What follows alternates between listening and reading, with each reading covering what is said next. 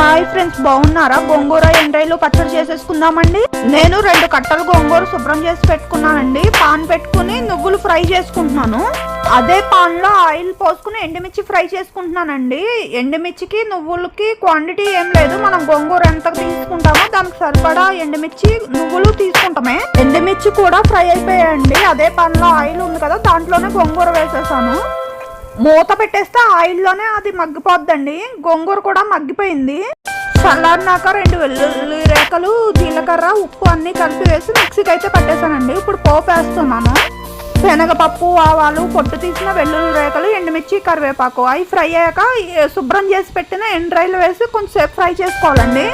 కొద్దిసేపు ఫ్రై అయ్యాక మనం మిక్సీకి పట్టిన గోంగూర వేసుకుని కొద్దిసేపు ఉడికించుకుంటే గోంగూర ఎండ్రాయిలు పచ్చడి రెడీ అండి. దీంట్లో ఎండ్రాయిలకు బదులు పచ్చిరాయిలు కూడా వాడుకోవచ్చు. అంతేనండి.